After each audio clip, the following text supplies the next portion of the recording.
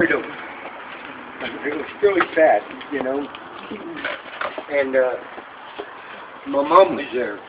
And she just wrapped her arms around me and told me it's okay. It's okay.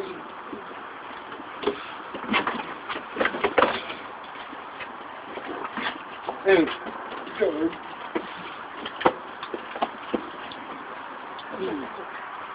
and it did make it easier. It did make it easier. And now she's gone. And I don't know. I just feel like, even though I'm a man, I feel like I'm alone. I'm here. You know, it's hard to explain. I'm gonna miss her. And I love her dearly. But I got the Zoe and Sienna here with me. She never lets me go. Oh. I don't know. It's just tough because, you know, not only do I miss her, it's just I'm never going to see her again. Ever, you know, that makes it hard. But we love you, Mom. And we are going to miss you. Now you can have that on both sides of you. Thanks. Anybody else? I can't talk anymore.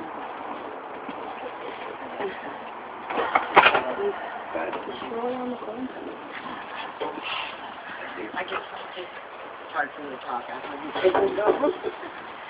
I just wanted to say that I will miss Ruth a lot, and the time that I got to spend with her and take care of her, it was an honor to me. You know, we shared a lot of secrets. We cried together. We laughed together. And I'll miss you, Ruth.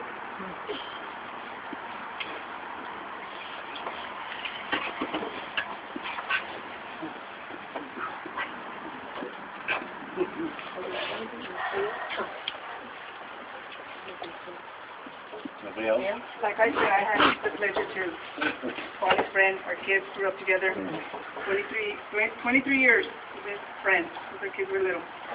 You know, and it was a pleasure to work with her because I used to help her clean or whatever she needed help, and like I said with Bonnie. But that really, as a mother, me being a mother, it blessed me to see Bonnie, you know, that she always, birthday parties or whatever, you know, she always took, you know, because her mom was in bed, so she always took the party to her mom's room, and they, you know, ate pizza or cake or whatever they had, you know. They always included her. They just didn't get a plate and said, okay, let's take this to my mom, send this to my mom, you know, she's back there. They all went back there. All the kids went back there, you know, even me, because I was there a couple times, and I even went with them, you know, and that was a blessing to me, you know, because that's honoring your mother, you know. You know, even though she was sick, they were there honoring their mother, you know.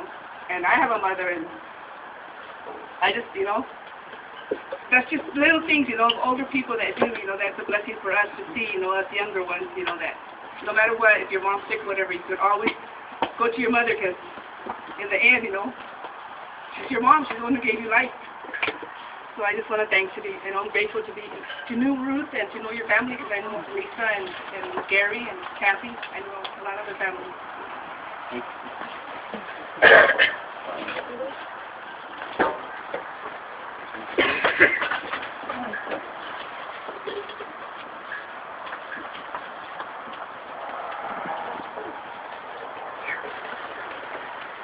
That must be a good idea right there. Right there. I'm Lisa, her granddaughter. Wrote a few things that I wanted to say. I'll try not to cry. I wasn't going to, but Gary made me cry. So, my grandma was the best grandma a girl could ever ask for. She rescued me when I was 10 years old from a military family who moved around too much to a stable environment of love and spoiled me with the best home-cooked meals ever. Not a morning went by where she didn't ask me fried or scrambled, poached or soft-boiled, and then she'd tell me no extra charge for the shell. Sometimes she'd just refuse to eat shells. When I needed it, but didn't know I needed it, she'd have a special chilled glass of milk already poured for me in the fridge, waiting for dinner. Little did I know it was milk of magnesia. If I told her everyone else was doing this or that at school, or everyone else gets to go, she'd be quick to say, if everyone else is jumping off a bridge, does that mean you do it too? But then she'd always find a way to make it happen, as long as she thought I'd learned the lesson. As a teenager, I'd always stay up late, and she'd always tell me, "You're going to meet yourself waking up in the morning." I never knew what that ridiculous statement meant until my late 30s, 3 kids later. She would always remind me how much work it was for her to make those delicious dumplings in her chicken soup. Years later, she revealed her Pillsbury dough biscuit secret to me. She was from New York, and she'd say things funny. She'd always leave the out in hamburger and call it Hamburg. She always gave the best advice, even when I didn't want to hear it.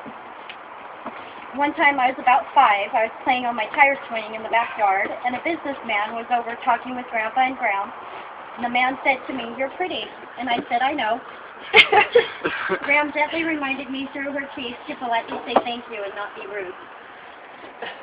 When I was about 12, I asked Gram to kiss me at the corner before she dropped me off in front of all my friends at school. That lasted about 3 days until she gave me another gentle reminder through her teeth. When I was 16, I thought it was cool to take off at a red light without holding on to the steering wheel. Gram didn't think that was very cool. She reminded me that it was unsafe and a privilege to drive. I was very privileged to have been raised by Gram. Anytime I had a worry, she would tell me it always works out. I'll miss her with all my heart.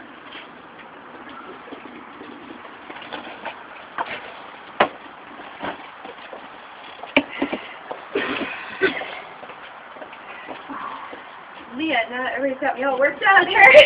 I'm Amanda, Ruth's granddaughter, Donnie's daughter, and I've had, I dealt with Grandpa going, and then my dad passed away.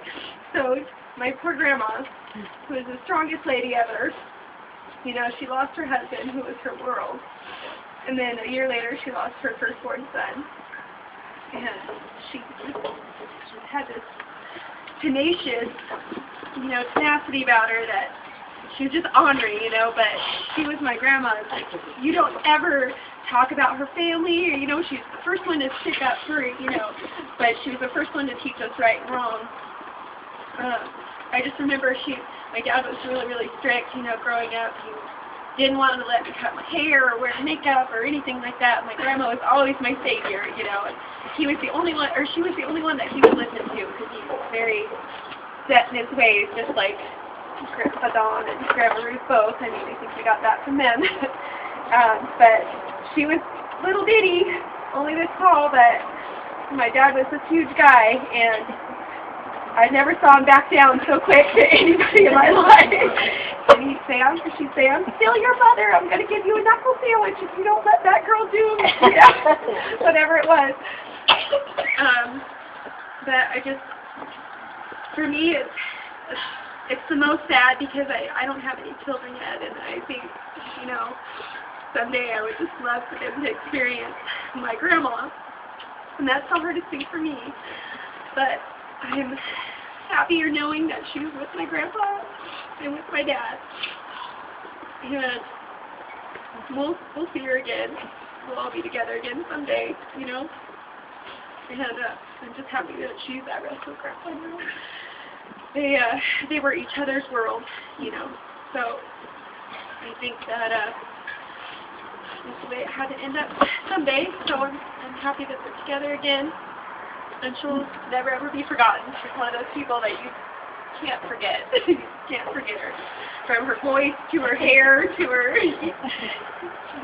she was just so much personality in such a little woman, and I'll never forget her. And I know that whoever knows me will know her. In fact, where I live in Oregon, all my friends have her mannerisms now because I've told them so much about her, and she came to visit one time, and ever since then they're like, "Oh, where's Grandma Ruthie?" So everybody knows her, and everybody in Oregon says Lovey now. So she started a whole trend. She was definitely a trendsetter. Never cared what other people thought. She was a really good person from inside and out. And I'll miss her so much. I love her very dearly. I'm glad to have known her. I'm glad you all got to meet her too.